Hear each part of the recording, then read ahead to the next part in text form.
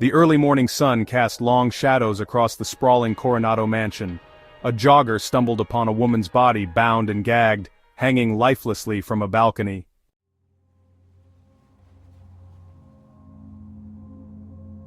Rebecca Zahau, a native of Burma, had come to America in search of a better life. Her world was turned upside down when Jonah's 6-year-old son Max suffered a horrific accident while under her care. The guilt and despair weighed heavily on Rebecca, isolating her in the sprawling mansion.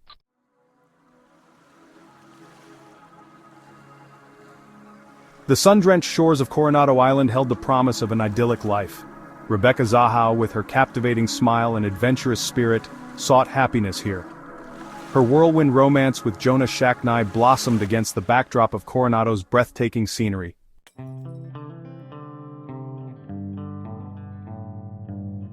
Jonah Shacknai, a successful pharmaceutical executive, offered Rebecca a life of luxury. She moved into his mansion, embracing the extravagant lifestyle. Despite the challenges of a blended family, their love seemed to flourish.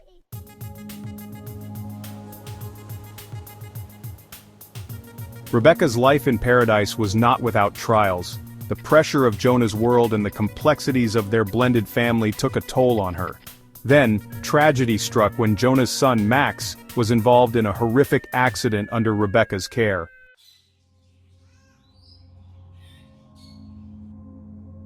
July 11, 2011, began like any other day at Spreckels Mansion. Rebecca Zahau was watching Jonah's 2 youngest children when tragedy struck. Max was found gravely injured at the foot of a staircase, turning a day of joy into a nightmare.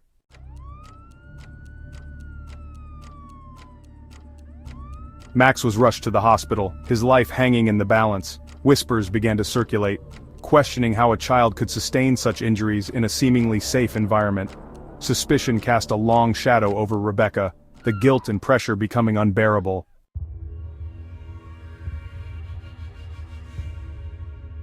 Days turned into nights as Rebecca kept vigil at the hospital.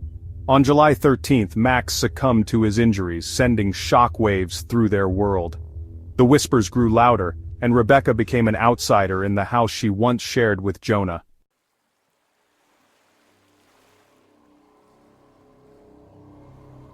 The morning of July 13, 2011, dawned bright and clear over Coronado Island. Adam Harmer discovered Rebecca's lifeless body hanging from a balcony, sending chills down the spines of even the most seasoned investigators.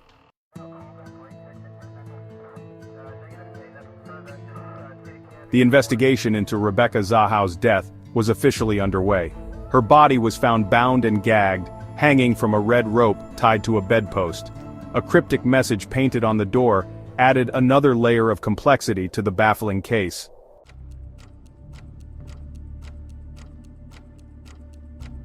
The official investigation initially focused on the possibility of suicide. Rebecca's family, however, refused to believe she would take her own life and hired their own investigators. Public opinion was sharply divided, fueling a relentless pursuit of the truth.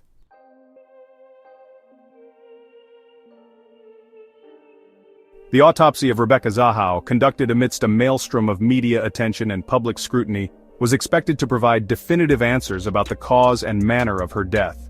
However, instead of bringing clarity, the findings only deepened the mystery, adding fuel to the raging fire of speculation.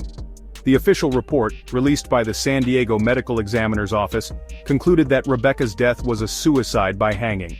The report detailed the injuries consistent with hanging, including ligature marks on her neck and petechial hemorrhages in her eyes. However, some of the findings raised more questions than answers. The autopsy revealed 4 blunt force injuries to Rebecca's head, injuries that were not easily explained by a simple fall from hanging. These injuries, according to the medical examiner, were likely sustained prior to her death but were not severe enough to be fatal.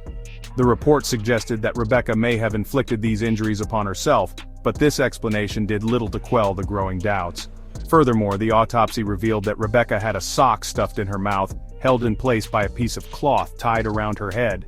While the medical examiner maintained that this was consistent with autoerotic asphyxiation, a theory that Rebecca intentionally restricted her airflow for sexual gratification, this explanation was met with skepticism by many, including Rebecca's family.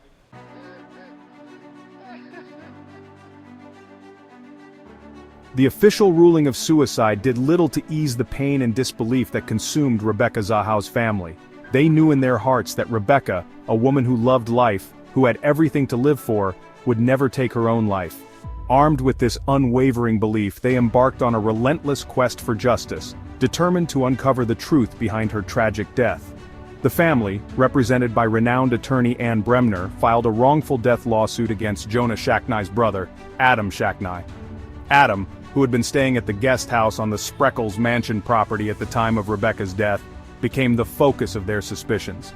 They alleged that Adam, distraught over Max's accident and fueled by a possible romantic interest in Rebecca, had murdered her and staged the scene to look like a suicide. The lawsuit, which captivated the nation and reignited the debate surrounding Rebecca's death, presented a mountain of circumstantial evidence. The family's legal team pointed to Adam's presence at the mansion, inconsistencies in his alibi, and his behavior in the aftermath of Rebecca's death as reasons to suspect his involvement. Despite the lack of concrete physical evidence directly linking Adam to the crime, the family's passionate pursuit of justice resonated with many who had followed the case closely. The trial, which unfolded over several weeks, was a grueling and emotionally charged affair, with both sides presenting compelling arguments and expert testimonies.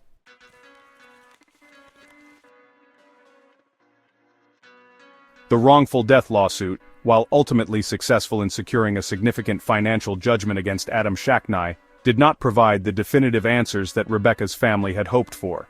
The jury's verdict, while acknowledging Adam's liability in Rebecca's death, did not officially declare him guilty of murder. The criminal investigation remained open, leaving a cloud of uncertainty hanging over the case. The lack of a definitive resolution only fueled the public's fascination with the case, spawning countless theories and speculations about what truly transpired on that fateful July morning. Some clung to the belief that Rebecca had taken her own life, unable to cope with the guilt and grief over Max's accident. Others remained convinced that she had been murdered, pointing to the suspicious circumstances surrounding her death and the perceived flaws in the official investigation. Theories abounded, each more intriguing and perplexing than the last. Was Rebecca the victim of a jealous lover, a scorned acquaintance, or perhaps even a sinister plot involving powerful figures seeking to silence her? The internet became a breeding ground for these theories, with armchair detectives dissecting every detail of the case, scrutinizing evidence and proposing their own interpretations of events. The case, with its blend of wealth, tragedy, and mystery, captured the public's imagination, becoming a modern-day enigma that defied easy answers.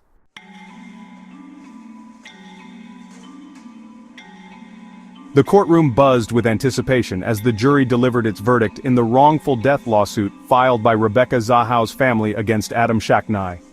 After weeks of testimony, mountains of evidence, and passionate arguments from both sides, the jury found Adam liable for Rebecca's death, awarding her family a substantial financial sum. While not a guilty verdict in a criminal court, it was a significant victory for the Zahau family, validating their belief that Adam played a role in Rebecca's demise. The trial had been a grueling public examination of the events surrounding Rebecca's death, exposing the complexities of the relationships, the conflicting accounts, and the lingering questions that haunted the case. The prosecution, relying heavily on circumstantial evidence, painted Adam as a man with a motive, opportunity, and a suspicious lack of concern in the aftermath of Rebecca's death. They highlighted his presence at the mansion at the time of Rebecca's death, his changing alibi, and his seemingly cold demeanor when questioned by investigators. They argued that Adam, distraught over his nephew's accident and harboring a possible romantic interest in Rebecca, had lashed out in a moment of anger or desperation, accidentally killing her and then staging the scene to look like a suicide. The defense, however, vehemently denied Adam's involvement, portraying him as an innocent man wrongly accused. They argued that the prosecution's case was built on speculation and conjecture, lacking concrete physical evidence linking Adam to Rebecca's death. They maintained that Rebecca, consumed by guilt and despair over Max's accident, had taken her own life, a conclusion supported by the initial findings of the official investigation.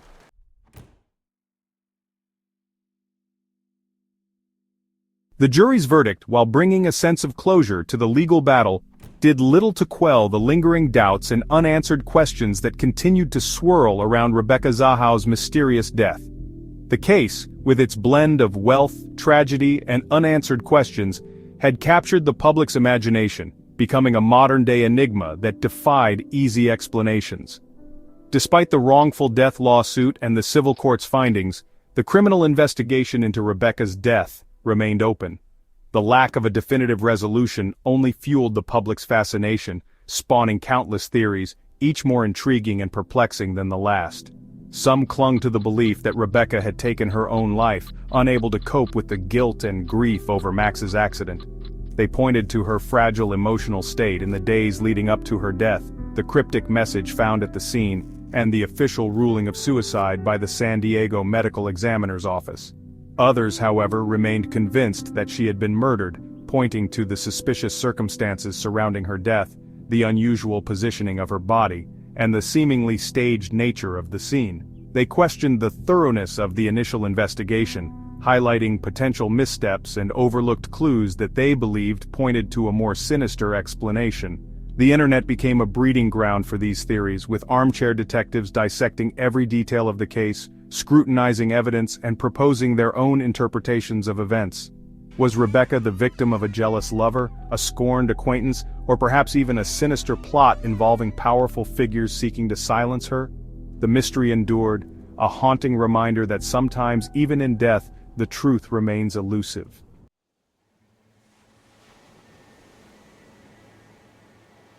The sun still sets each night over Coronado Island, casting long shadows over the Spreckels Mansion, now a silent sentinel to a tragedy that continues to fascinate and confound.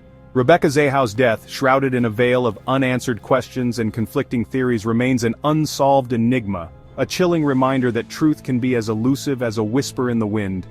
Was Rebecca a woman driven to a desperate act by the weight of guilt and despair, her spirit broken by the tragic accident that had befallen her lover's son?